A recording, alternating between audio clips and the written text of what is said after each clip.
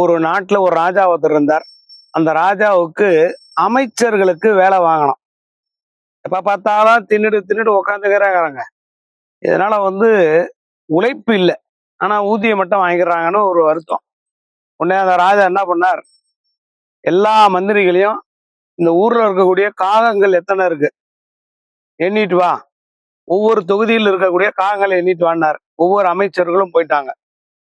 ஒரு அமைச்சர் மட்டும் தன் மனைவி கிட்ட சொன்னாங்க, இந்த மாதிரிங்க என்னம்மா பண்ணலாம், ராஜாவோட உத்தரவு பண்ணாங்க.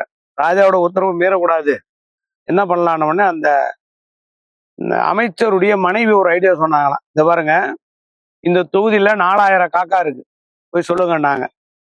ஒருவேளை ராஜாவுக்கு தெரிஞ்சிச்சானா, நம்பிக்கைனா எண்ணிங்கன்னு சொல்லுங்க, அதான் புத்திசாலித்தனம் சொல்லி சொன்ன உடனே இந்த மந்திரி போய் சொன்னார். எல்லா மந்திரியும் போன வரல, இவர் மட்டும் போய் சொன்னார், 4000 காக்கா இருக்கு என் தொகுதியிலன்னார். ராஜாவுக்கு சந்தேகம் ஆகி போச்சு. எதை வச்சு சொல்ற, வாங்க ராஜா, நம்பிக்கைன்னா வா, எண்ணிட்டு சொல்லிடுறான் அப்படின்னா. இவன் புத்திசாலித்தன பாராட்டு இவனை நிரந்தரமான மந்திரியா வச்சுக்கிட்டாரா ராஜா.